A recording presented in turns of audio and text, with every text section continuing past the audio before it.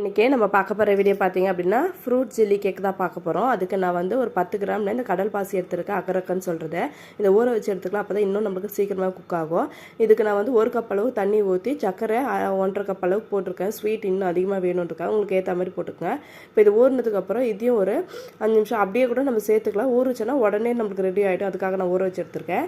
இப்போ அதுக்குள்ளே இது ஆறுறதுக்குள்ளே நம்ம பழத்துங்களை கட் பண்ணி இது மாதிரி எடுத்து வச்சுக்கலாம். இப்போ நம்ம எந்த பாத்திரத்தில் ஊற்ற போகிறோமோ அது மாதிரி ஃப்ரூட்ஸுங்களை நம்ம அடுக்கி வச்சுட்டு ஒரு கரண்டியாக ஊற்றிட்டு திரும்ப ஃப்ரூட்ஸ் அடிக்கிட்டு திரும்ப ஒரு கரண்டியாக ஊற்றி இது மாதிரி பண்ணிக்கங்க.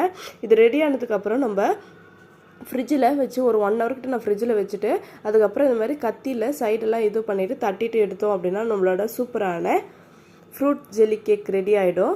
ரொம்பவே டேஸ்ட்டாக வந்து நம்ம எல்லாம் இதில் வந்து பார்த்திங்க அப்படின்னா நம்ம அதில் கிவின் ஃப்ரூட்ஸு, ஸ்ட்ராபெரி, ஆரஞ்சு, ஆப்பிள் இது எல்லாமே ஆட் பண்ணியிருக்கேன். பார்க்கவே எவ்வளோ சூப்பராக இருக்குது பாருங்கள். கட் பண்ணால் அந்த கேக் ஷேப் நல்லா வந்து உங்களுக்கு இந்த வீடியோ பிடிச்சிருந்தனா சப்ஸ்கிரைப்